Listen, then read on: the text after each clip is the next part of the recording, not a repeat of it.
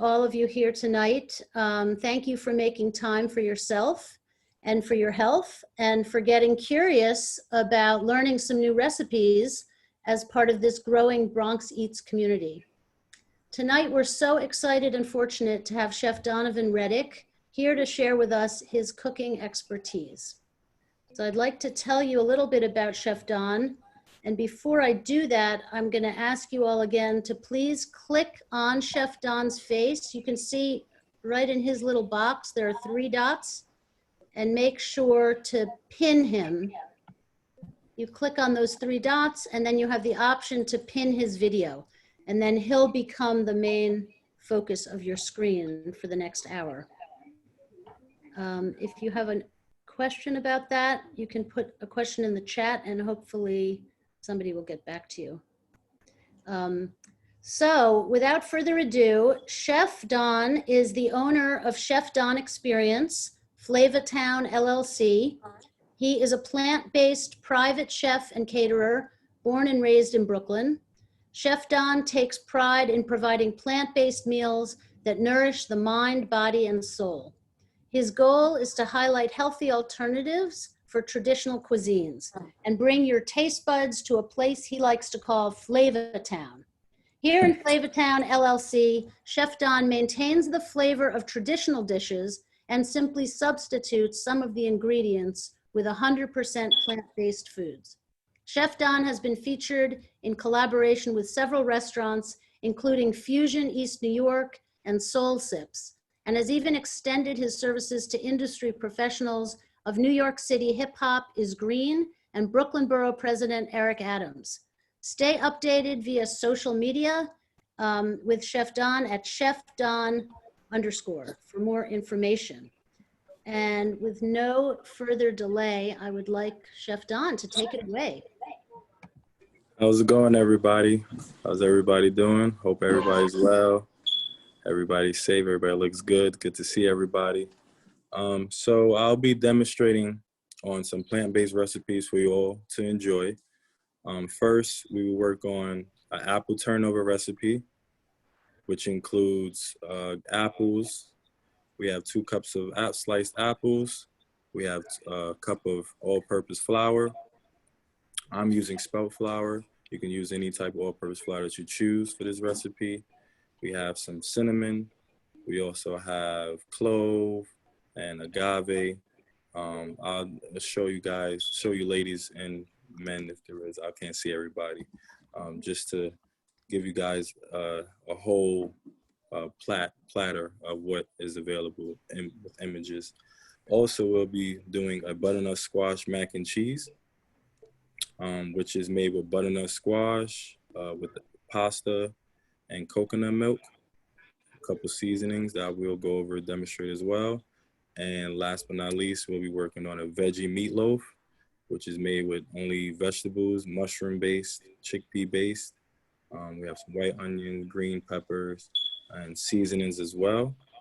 I hope everybody is excited just as much as I am, and I'm looking forward to demonstrating with everybody.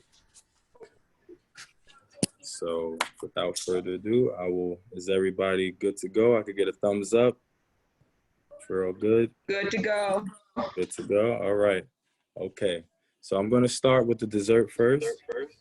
Everybody loves to eat dessert last, but let's start with this time. I'm just gonna switch over the camera 1 minute.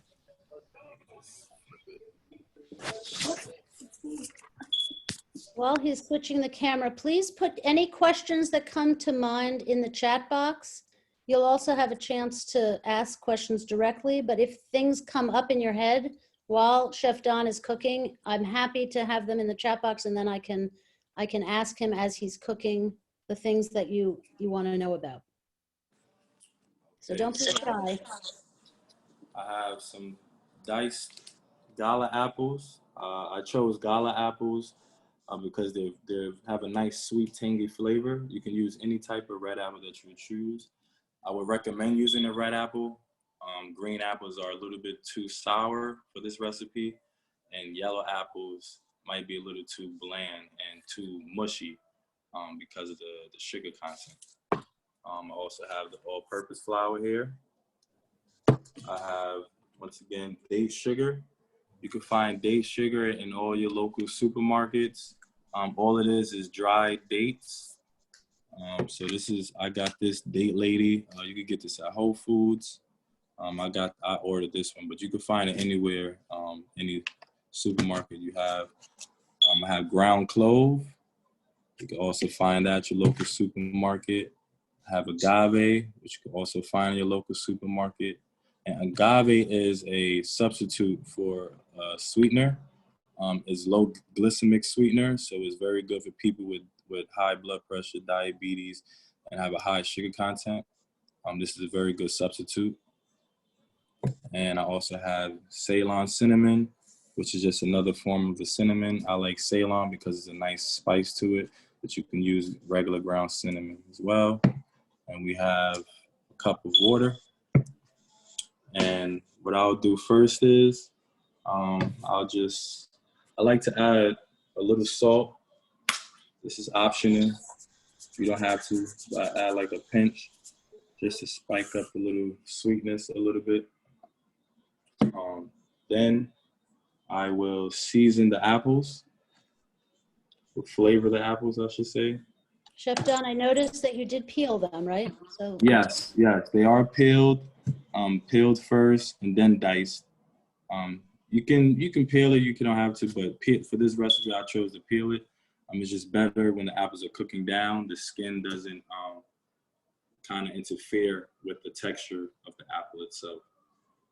So we'll do about 1/8 teaspoon of clove,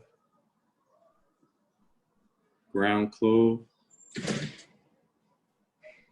And clove is a very potent spice, so you don't need that much of it. And we'll do a tablespoon of cinnamon. I'm eyeing it because I can have good judgment when it comes to measurements. A tablespoon and a half. This is very much up to you on what you like to do and what your flavors is looking for. For me, I like a nice cinnamon, but not so sweet flavor. So I'll add a tablespoon and a half because I like the cinnamon flavor. That's that. I'll add about a tablespoon of agave.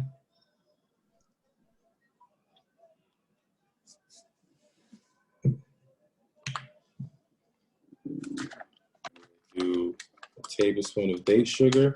So that's why I chose a tablespoon, because once you put everything together, there's enough sweetness with each ingredient. With date sugar and agave, pretty much got the sweetness covered. The clove and the cinnamon brings the spice. So date sugar likes to get a little crumbly sometimes, so I'll just take it in my hand and just crump it up in there. Yeah, so that's good. And a pinch of sea salt. Like I said, the sea salt will definitely bring the sugar, the flavor up a notch, just a pinch. Because it's a low glycemic sweetener, the salt would just bring it up a little bit for you. And once that's there, you can stir it up a little bit with a nice little stir. Nice little stir. Nice little stir. As you can see, things are getting a little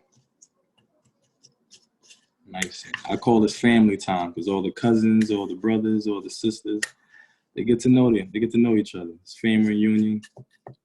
Make sure everybody gets all the love. Smells amazing. Smells like you're making an apple pie, but instead we make apple turnovers. So that's pretty much. there's one question about how does date sugar differ from cane sugar? So date sugar is, like I said before, is just dried dates. So dates is an all-natural sugar that comes from the earth. It comes from a date tree. So all it is just, if you're not familiar with dates, it's just a dried date. It's kind of like a prune, like a cousin to a prune. It's very sweet. They dry it and they blend it together, which creates the sugar. Cane sugar just comes from sugar cane, where the actual sugar, the content of the sugar can be too much for people as far as sugar intake. So this is just another good substitute for people with, like I said, with diabetics or just high sugar content, and they're trying to lower their sugar intake. Just substitute with date sugar or agave is that I highly recommend those substitutes rather than white sugar or cane sugar. Right. So now we're gonna add the water to the dough. Oh, got some visitors.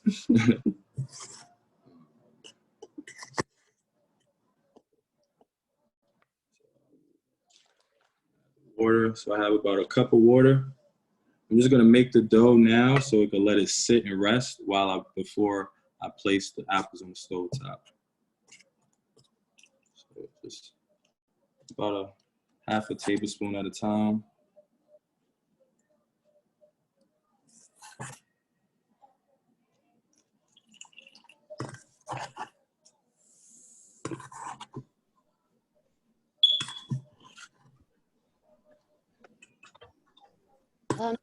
Chef Don, can you tell us if date sugar is used for desserts primarily? Yes, primarily for desserts, also for teas. It doesn't melt too well when it comes to hot liquids, but it is you just have to stir it a little bit more vigorously. But definitely for desserts, toppings, anything, a lot of fall recipes, butternut squash, if you're making yams. A lot of those fall recipes is definitely a good substitute. Just look at it as a substitute of brown sugar. So any brown sugar flavor that you're looking for, you can just substitute with date sugar. So that looks like it's good to go. So that was about half of that. I'll do that. You get that. So I have some visitors. I'll have my camera director is going to answer while I continue. So this is the dough. I'm going to get my hands dirty a little bit. I like to get in there.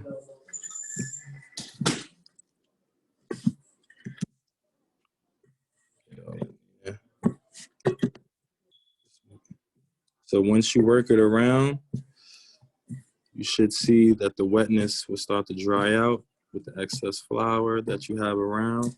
And don't be shy. Get all in there. And you want to get that kind of like pizza dough. Not too wet, not too dry. So as you can see, it's not sticking to my hand. And that means it's ready to go. When it's not sticking to my hand, it's good to go. Okay. So now we're going to transfer these apples onto the stove while we let this sit and rest. You want it to let it sit for about 5 to 10 minutes, just to let the flour expand a little bit, and it'll be ready to go, to roll out. And as we do that,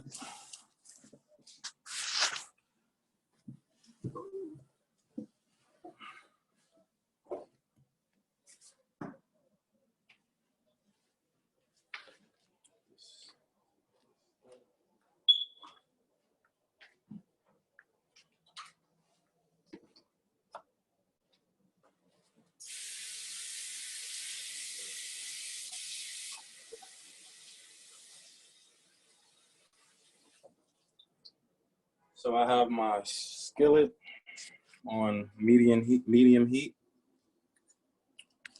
I'll add about a half a teaspoon, teaspoon, depends on how you want it. You could use a vegan butter, plant-based butter alternative, whichever you like. I'm just going with some grapeseed oil. I'm gonna let that warm up a little bit. So is Um, there a reason you're using grapeseed oil, and what would happen if you use some yes. kind of oil? So for grapeseed oil, I would like to use grape because it's a good substitute. And there's also a high temperature point. You can use this oil for up to 450 degrees, which is very good for sauteing, frying. But I like to use grapeseed oil and avocado oil. A lot of the other oils are such as corn and canola. There's just a lot of high translated fats, and it's not that good when the body's breaking down things. So best substitute for when it comes to oils, grapeseed oil and avocado oil. Also, you can use coconut oil as well. Coconut oil is nice, but it's an acquired taste for some people. So that's the reason why I use grapeseed oil. So I'm gonna continue, flip it back over. So now I'm gonna add my apples.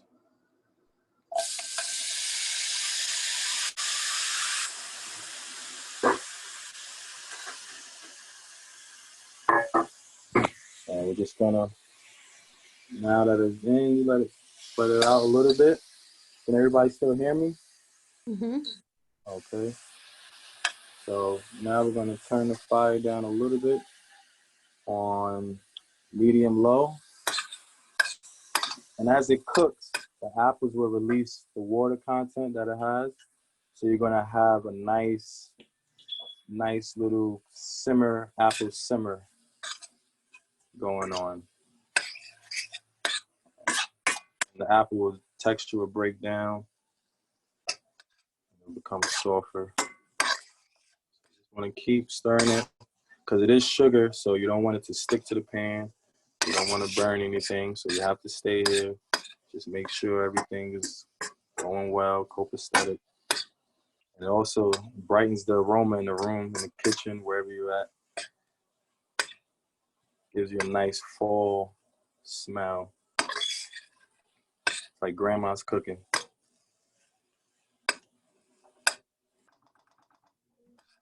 You must have had a nice grandma. Yes, luckily and thankfully. So there's a question that came in that says, if you're using a Teflon coated pan, would you still use oil? You won't need to, but I'm not too familiar with Teflon. But I don't think you would need to. Is that the non-stick, if I'm not mistaken? That's the nonstick. Yeah, so you won't need to.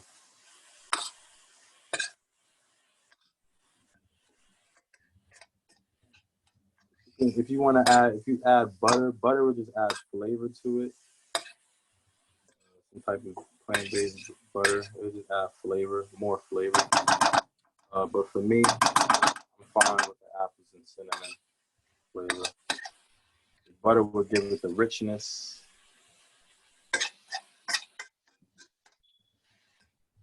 So that's cooking down.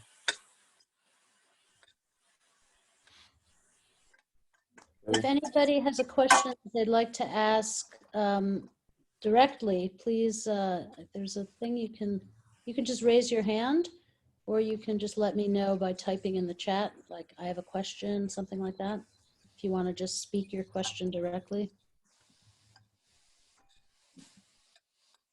Okay, so as it's cooking, it's a little trick that I like to do. It's totally optional, but I like to do it at the ending of the cooking process. And this is the best time to taste so you can see the texture you're looking for. Take one. Okay, nice. Yep. So, wow, that's really good. Once I test the texture, you take a bite, and if there's a little bit of resistance, that's when you turn it off. You don't want it too soft because as it's cooling off, the cooking process still continues. So you don't want to cook it on the stove till it's completely soft. You want a little bit of resistance, like a little tiny crunch from the apple, because like I said, the cooking process continues as it's cooling off. Now I turned off the stove. As you can see, the steam is releasing. And what I like to do, I like to just cover it with a bowl that I seasoned the apples with to create some steam going on. And I'll just leave it there. As you can see, just leave it there like that. And that will finish the cooking process. So you don't have to, you can turn off the stove, you can walk away, continue doing what you're doing. Now, the main thing about cooking these apple turnovers is you cannot make the pastry with hot apples. Because if you do, the pastry will melt from the temperature of the apples. So you want the apples to cool completely off. That's why I covered it, so the cooking process can continue with the steam while I go on to the next recipe. This would be fully cooled off, and I'll be able to fill in the pastry, the flour pastry dough that I make with the apples. Does that make sense to everybody?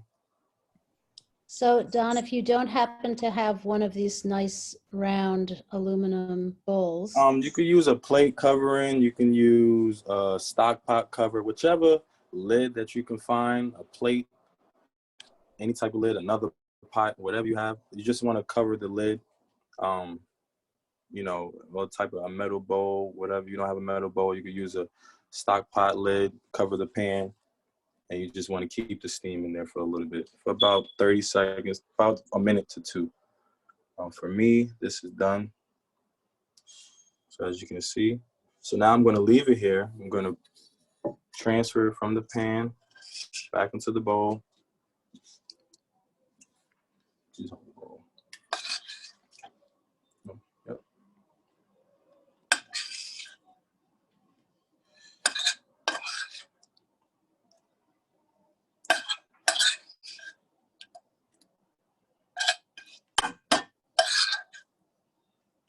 Okay.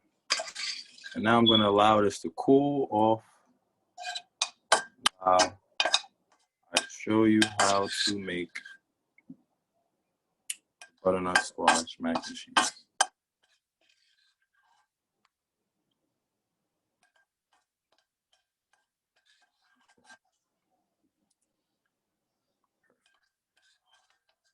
Okay. So as this is cooling off, before I leave the stovetop, I will preheat my oven to 400 degrees. 375 to 400, depending on the type of oven you have. If your oven is a little bit more on the stronger side, you go to 375. For me, I like a little bit crisp, so I do 375. Okay, so now I preheat my oven. I'm gonna show you how to make, well, I'm gonna go with the meatloaf next because they both go in the oven. So I wanna simultaneously put both recipes in the oven at the same time, which is the turnovers and the meatloaf. Before I do that, I'm gonna roll out my pastry dough so it can be prepared for my apple turnovers.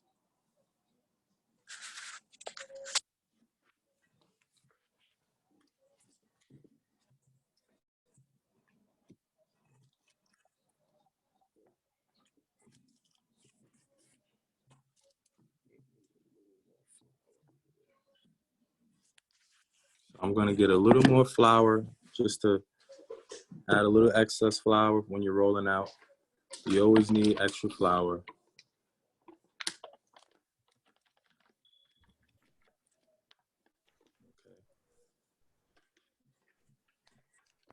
Okay. Break that.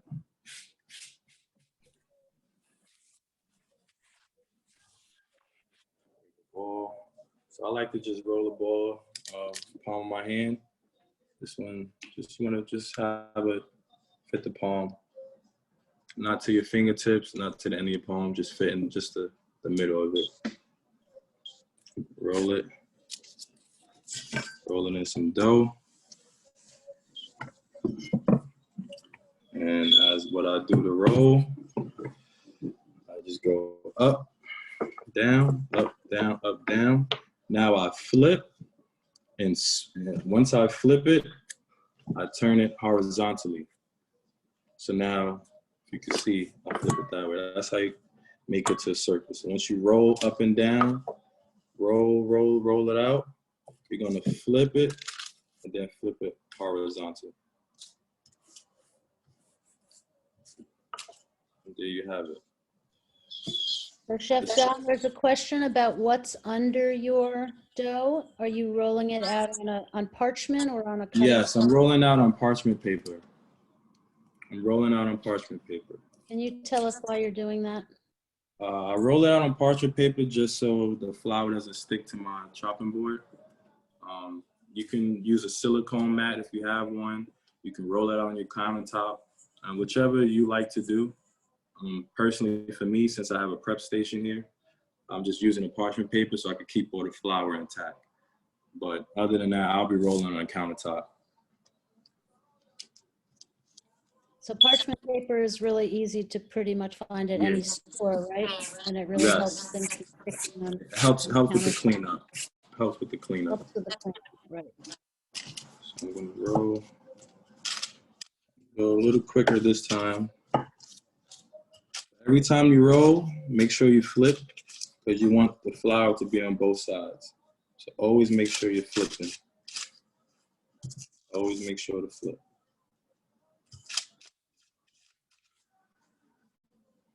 Okay.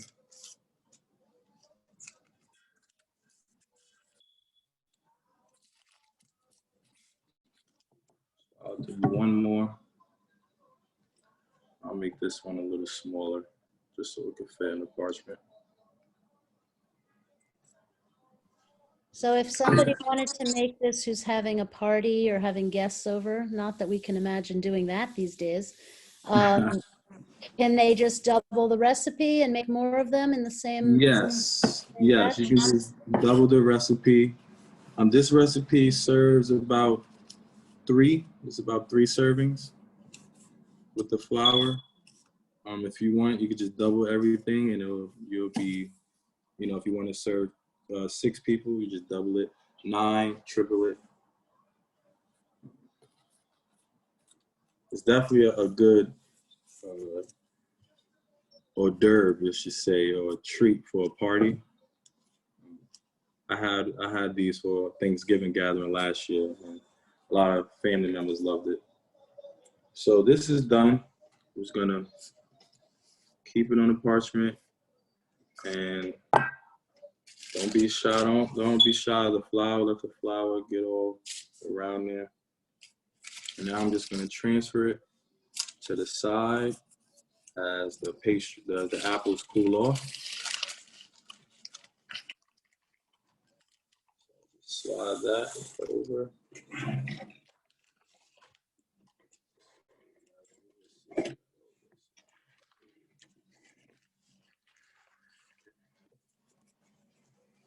Next, I'm going to start with the meatloaf now.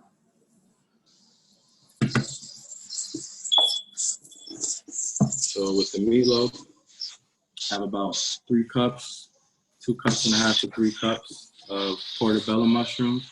I bought them sliced. I just diced it myself. But you can buy the whole caps. You can buy them sliced. You can buy them anywhere at your supermarket. And you just dice them up like this size, about a ½ inch. I have a ½ cup of white onion. I have a ½ cup of green pepper. I have about ½ cup of barbecue sauce.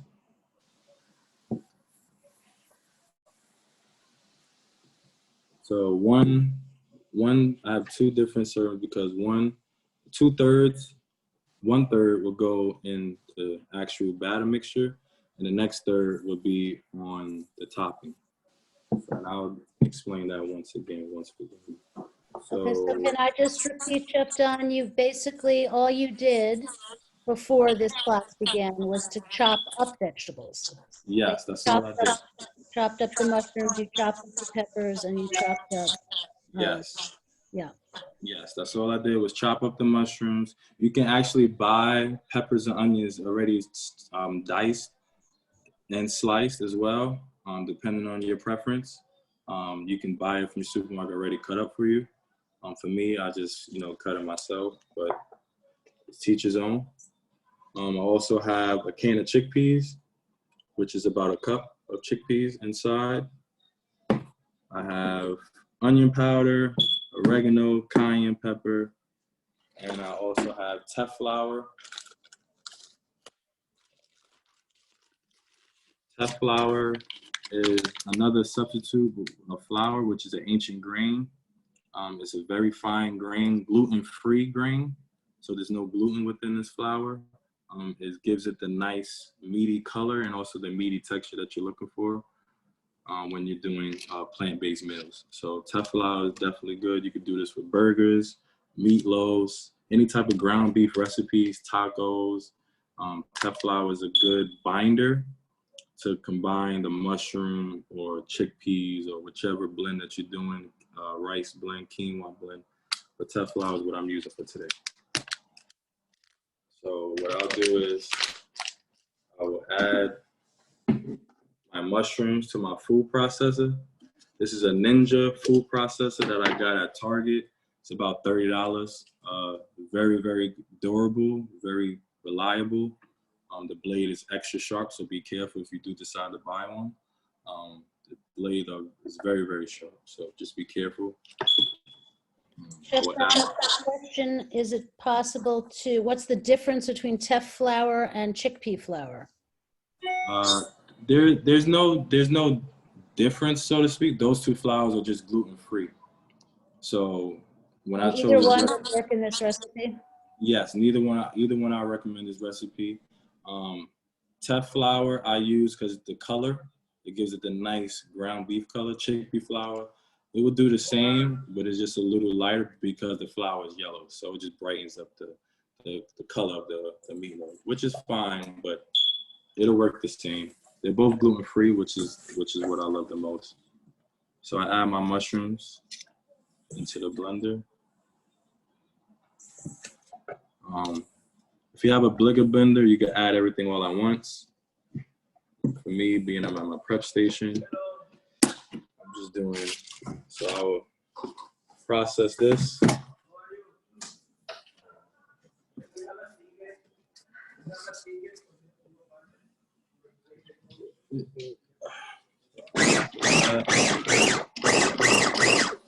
Want to get it into a mince. Just want to make some room, and then add the rest. As I add the rest, now you're gonna blend for about 20 seconds.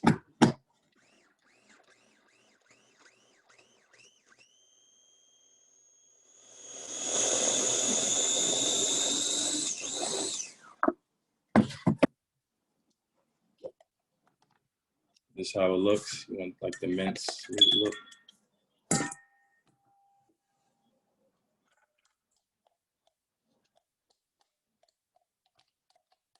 This is a good recipe because it's a one-pot recipe. Everything goes in one bowl and transfers over right into the baking pan. So you don't have to worry about cooking anything, pre-cooking anything. Everything here is already made for the oven. Now I'm gonna add my chickpeas. I drained it as well, so you want to drain the chickpeas. So there's no liquid, it's just drained.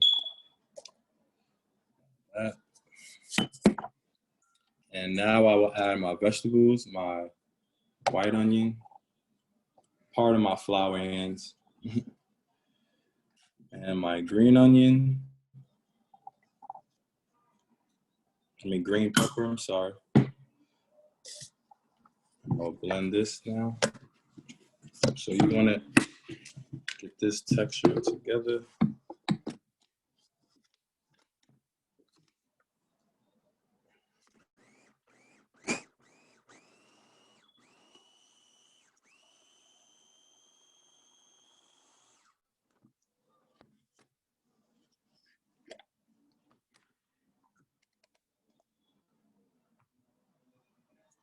Add this.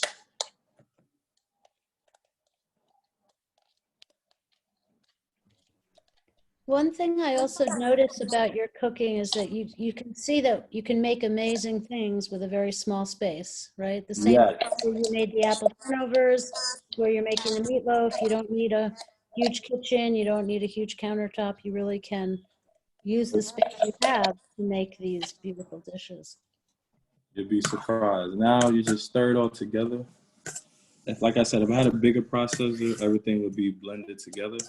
I do have one, but I'm just using my prep station one. So that's why I did it simultaneously. So you mix it together. Now I add my seasoning. So I'm gonna add about a tablespoon of salt.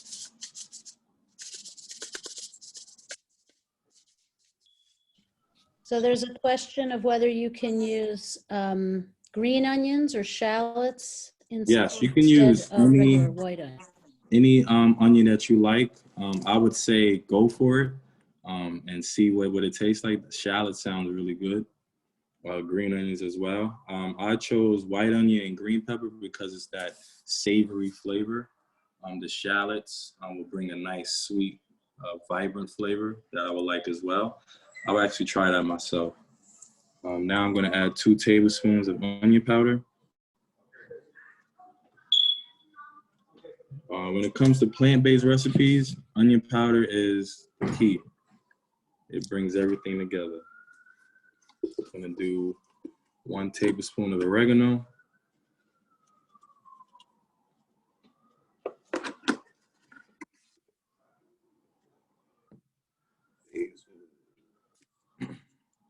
I like to add a little spice. So I'm going to do a half cayenne pepper, half tablespoon cayenne pepper. To each his own. If you like your spice, you can add more. If you like less spice, you can remove it. It's up to you. So I'm just going to stir this together. And Chef Don, if somebody happens to be growing oregano in their, Oh, that's perfect. Yes, fresh herbs, fresh thyme, fresh oregano, the fresh scallions. Yes, my camera director, she's actually a gardener as well. So a lot of fresh herbs we use from her garden. So I'll definitely recommend it. If you're using fresh thyme, just remove the stems and just use the leaves. So now I'm gonna add my barbecue sauce. As you noted, I didn't add the flour yet because this is the wet mixture. So I add my barbecue sauce, which gives it the extra flavor that you're looking for. Gives it that nice savory. And do you have to use a special barbecue sauce, or is there a certain brand? Whichever barbecue sauce that you like, I actually make my own, which is another process. But you can use any barbecue sauce that you like, that you want to cater, that you are favorite to. I like to give that flexibility to the viewers. So I mix that together. Now we're gonna add tough flour.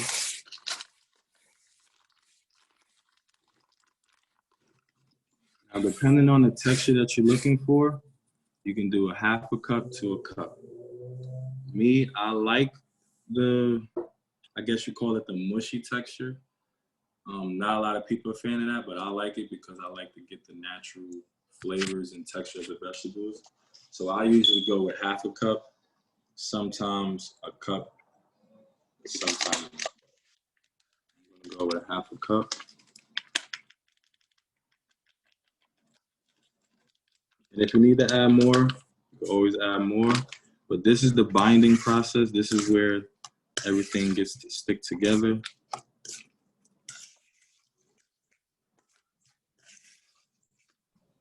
So it sounds like it's really a flexible recipe. You can't really Yes, mess it up. it's very, very flexible. Very flexible. And when you're mixing it together, you want to feel it. And if it's too wet, you add more flour. And if it drops, you want it to like not stick to your hands. So I'm gonna add about a third of a cup. Also, when you add salt to mushrooms, you activate the water content in the mushroom, so the mushroom will release water. So sometimes you might add more flour than intended, only because of the mushroom releasing the water if you're letting it sit after you seasoned it with salt. So just be mindful of that. It's not so much of your recipe ingredients, it's just the fact that the water is being released from the mushroom. So you have to move a little quicker when you're cooking with mushrooms. So this looks about good. Question just to clarify the recipe. It says in the recipe, there's 1.5 cups. What was and that? In the recipe, there's 1.5 cups of flour. Is that correct? Yes. So it's 1 cup, like I said, up to is up to 1 cup or half a cup. 1.5 a cup is up to you, depending on how you want the texture.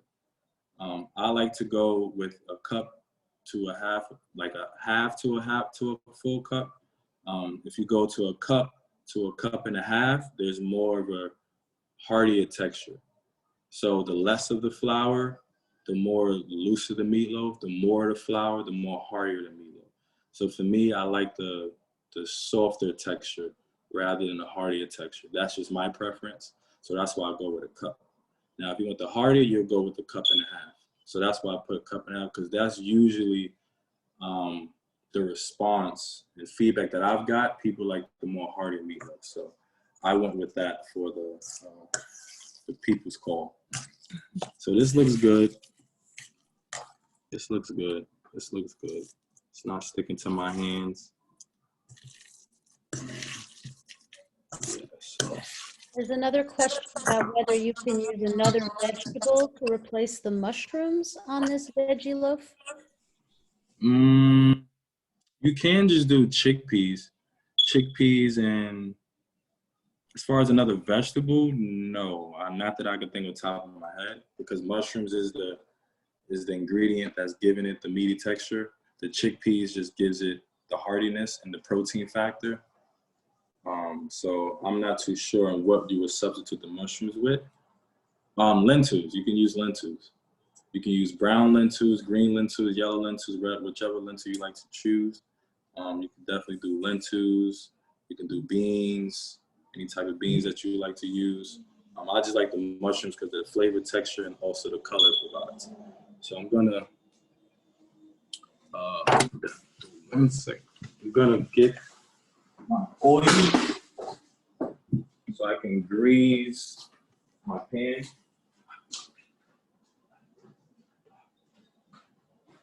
So I'm gonna grease the pan with some oil. Make sure you get the sides. This is so it don't stick. Then you're just gonna add it on to the pan.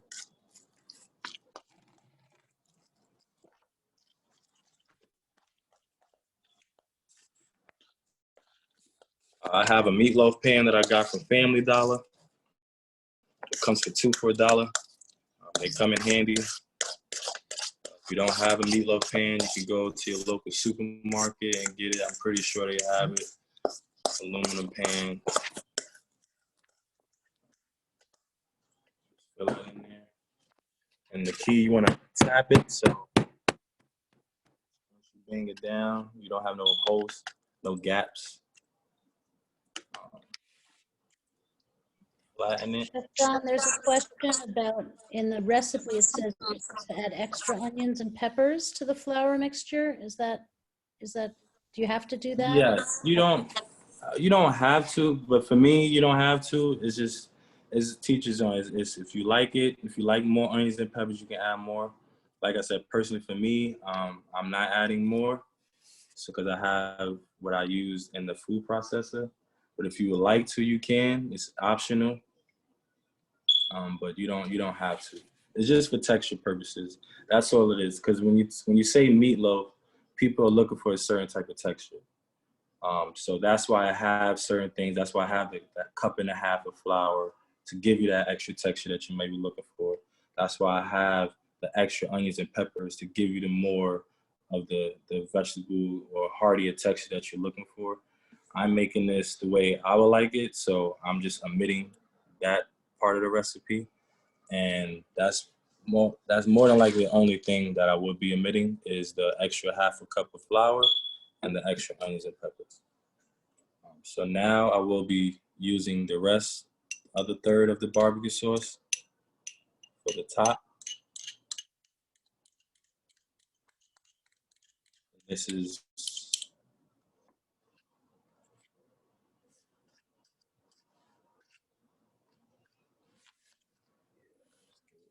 nice little glaze on the top. And you have it, I have my oven already preheated at 375.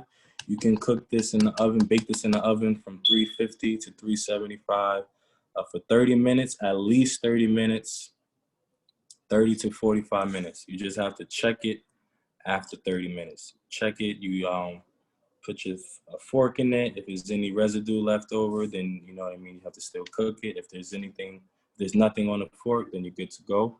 And you also have to let it rest for 30 minutes as well once it's done cooking. So 30 to 45 minutes in the oven, 30 minutes out the oven to rest. If you cut it before it rests, it will not fall apart as you would like it to. Chef Don, how are we on time? We got, it's 10 of. Okay. I'm going on to put this in the oven. That's in the oven.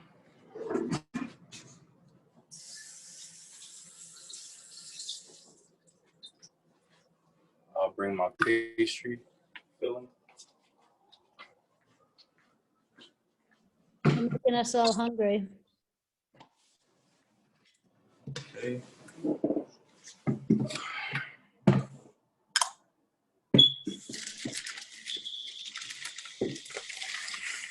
Now I'm just gonna fill these in. Fill them in the center. About a tablespoon. Tablespoon.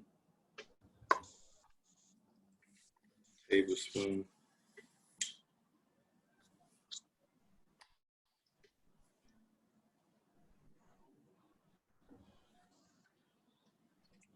And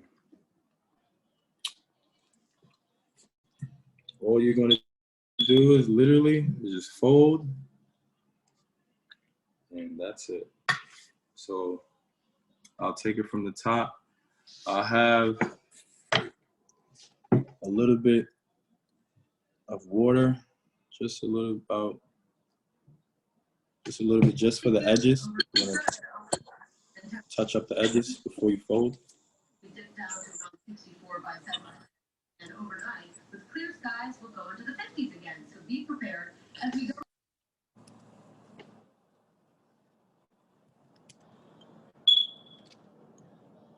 And this goes in the oven with the meatloaf for about 20 minutes. Should be good. You just fold it. Use a fork. Fork it down.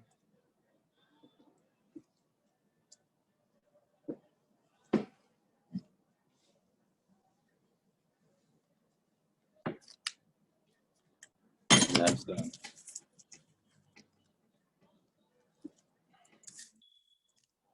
Same thing here. Fold it. You don't want to roll them out too thin.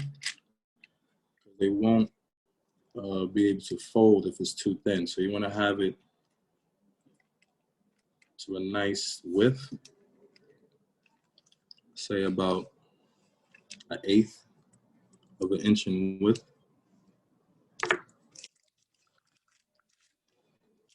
You want it to be laid on top of flour so it doesn't stick and break apart.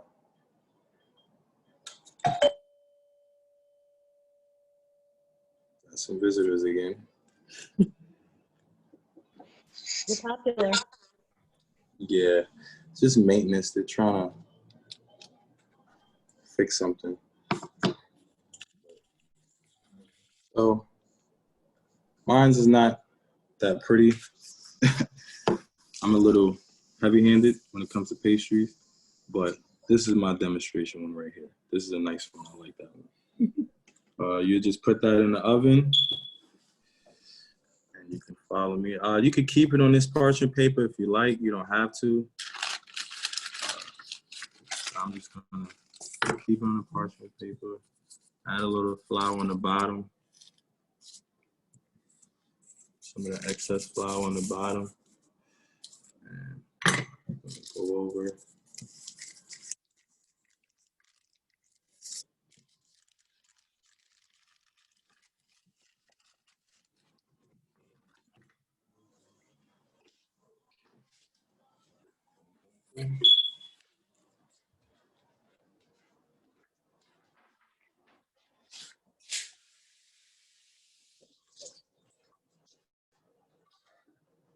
Slide it right on the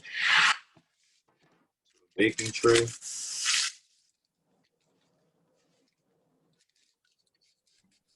So you don't have to take it off of the parchment paper to bake it. No, you don't have to take it off the parchment paper. I wouldn't take it off the parchment paper. Yeah. Make sure you have some flour underneath it. Any excess flour, you can take it off. You can leave it. It doesn't matter. For me, I take off a little bit. If it looks too much.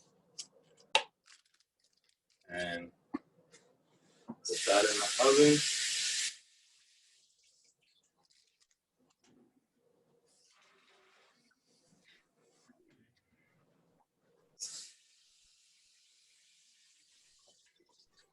Now we're on to butternut squash mac and cheese.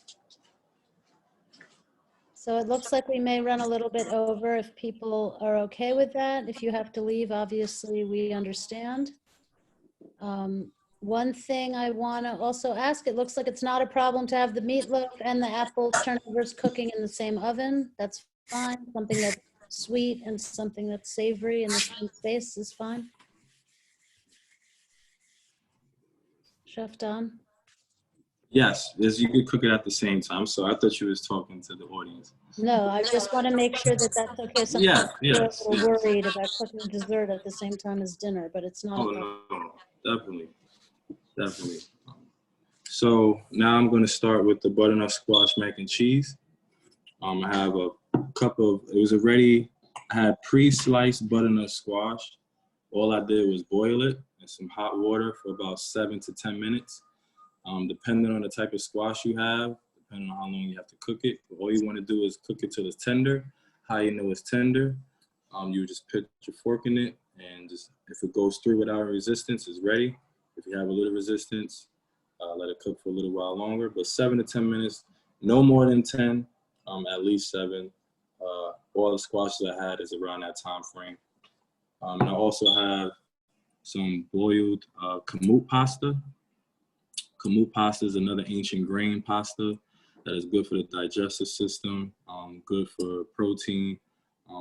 It's also, it's not a wheat, a durum wheat, seminella wheat, I should say. A pasta is made with kamut grains. And I also have coconut milk, organic coconut milk. For this recipe, you want to use full fat coconut milk, because of the creaminess and the fat, the natural fats of the coconut will give it that nice, creamy, cheesy flavor that you're looking for. I also have I'm going to use a teaspoon of chickpea flour. You could get chickpea flour at any of your local supermarket. It's just dried chickpeas. So this, garbanzo beans, this is the flour of it. So it's just dried and just blended into a flour. You could buy it at any local supermarket. So now that I have the boiled pasta and the boiled squash, I'll be making the cheese. I'll just add my butternut squash into the blender. Oops. Add it to the blender.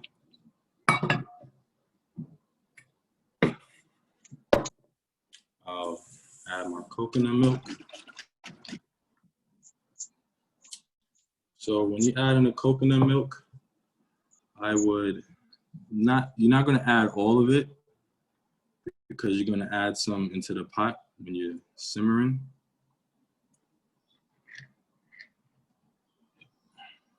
So you add about, I'll say, 1/4 of a cup. 1/4 of a cup. You have two people who are following along here. So we're excited to see their results also.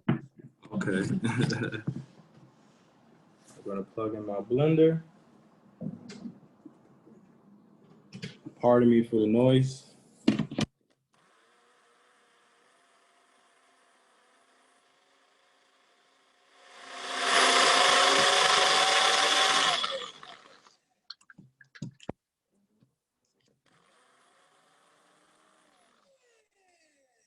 Now that's done.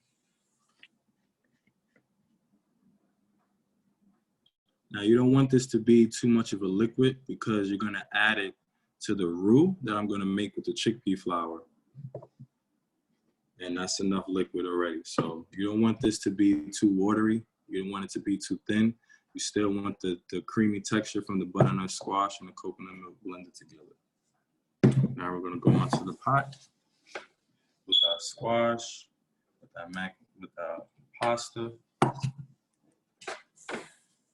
and our chickpea flour.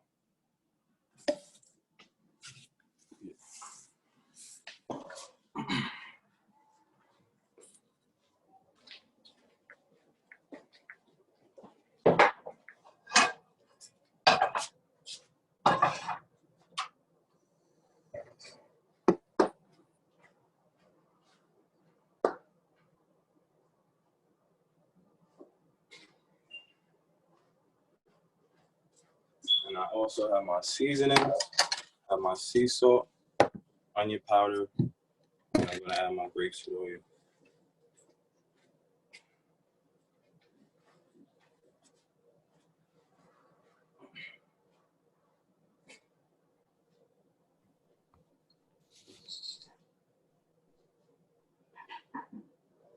So Chef Don, would this be a very difficult dish to make if you don't have a blender? I won't say difficult, because being that the butternut squash is tender, you would just have to mash it with the food potato masher. That would give it the blended consistency. It would just take a continuous amount of effort to mash it. But I won't say that's difficult. It's just more time consuming. So I'm adding the oil to my pot. About a 1/2 teaspoon because I'm gonna make the roux. So what I do is I add the oil first. We need your cameraman your camerawoman to show us. Okay, oil in the pot. I add the oil to the pot. You want to put the fire on low, because you don't want to burn the flour. So you're gonna add about a 1/2 teaspoon. And the chickpea flour gives it the richness.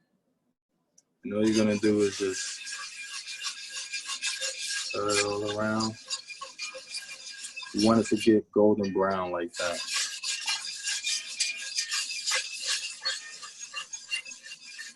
Keep it on low. I'm gonna add a little more.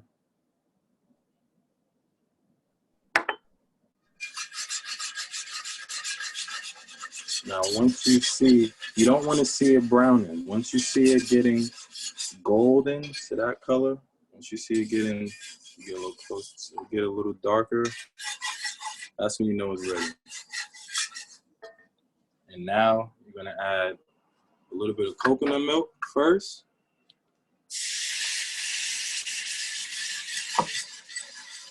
That's how you get the lumps out of the flour.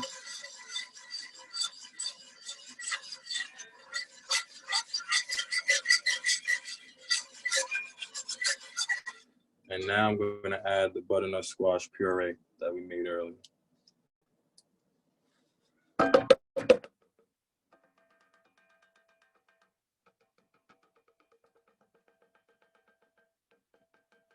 Now this is the same serving size, about three servings. For me, it will be one because I eat a lot.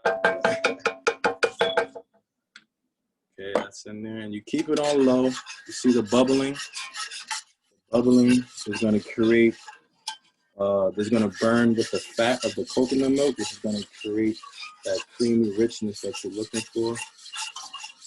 And then it's going to dry out a little bit. It's not going to be too wet because of the flour. The flour gives it some thickness. You gotta keep whisking, keep whisking, keep whisking, keep whisking, keep whisking.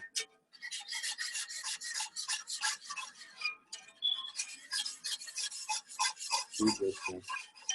Once you start to see bubbles, then you know it's ready. See, I don't have no bubbles yet. I don't have no bubbles yet. So you keep whisking, keep whisking, keep whisking.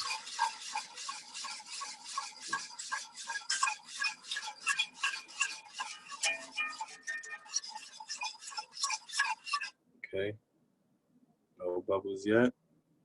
Almost there, almost there. You can see from underneath, the heat is coming up. It's gonna cook out that flour,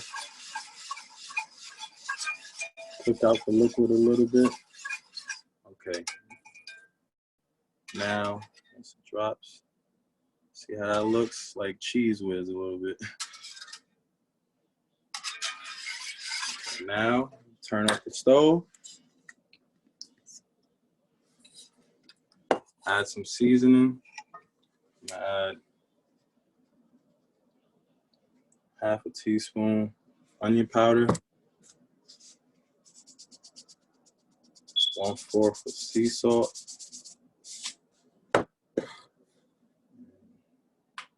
Teaspoon of lime juice.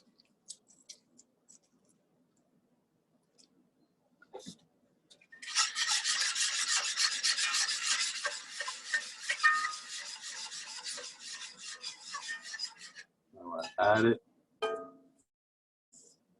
Add my pasta.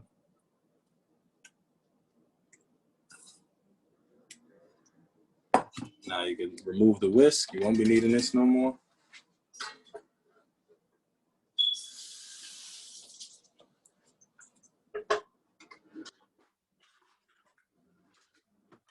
Stir it all in there. Stir it all in there. Now you can make a creamy mac just by leaving it like this. If you want to bake, you can just throw this right in the oven at 350 for about 7 minutes, 5 to 7 minutes, and you have baked mac and cheese. I like it creamy, so I like to get my Kraft macaroni type going on, and there it is, butternut squash mac and cheese. Beautiful. And just to show you the finished product, with the meatloaf, the mac and cheese. Chef Don, there's a question about, can people use fresh chopped onion instead of the powder? Onion powder? Yes, yes. I would recommend, if you're gonna do that, to blend the fresh onion with the butternut squash. I would use the onion in that process to get that onion flavor. If you also want to add onions into the cheese sauce as well, I would recommend that too. But I would definitely start with adding the onion, the fresh onion, while you're making the cheese sauce. Beautiful. I love the orange color. It really looks like cheese. And you're actually eating vegetables, not cheese. I'm not able to see him. This is the finished product right here. This is the meatloaf. Let's go to my prep station.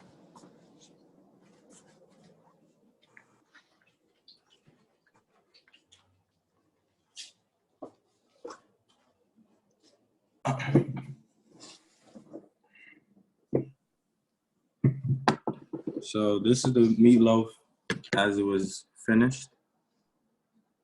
As you can see, the glaze is on there as well. It has some extra barbecue sauce as well. So I'm gonna break it just so you can see the texture on the difference what I was saying. So see that? But this is not the meatloaf you just made, right? This is the meatloaf that you made ahead of time, right? Yes, this is the one I made ahead of time. This is the meatloaf I made ahead of time because the meatloaf, like I said, takes at least 30 to 45 minutes. And I knew we was pressed for time, so I had one already prepared. And as the one in the oven is cooking, I just had this one ready.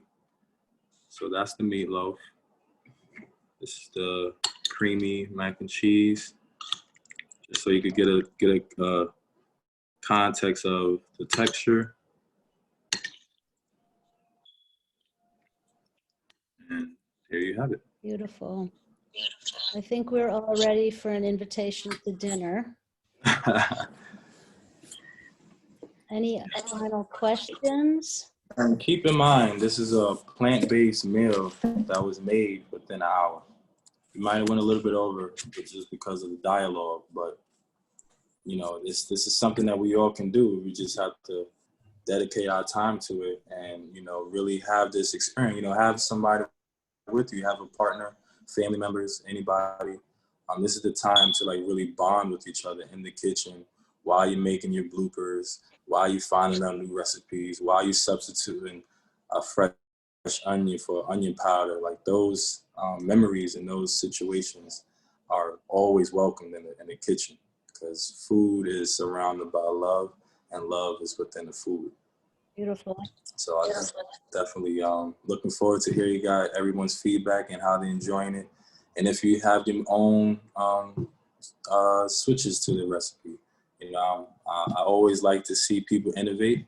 Innovation is key. You know, 2020 showed us that. So, you know, definitely is grateful to share with you all and show you more things. People do want to see the turnovers before we sign off. That's one thing. Okay. Okay, let me check on those. I don't think they'll be done yet, but. And there's some people who are in transition to plant-based diet. This is great inspiration.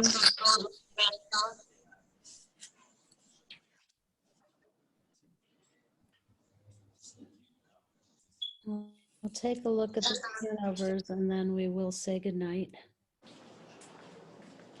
So they're not done yet, but I can just show you the texture.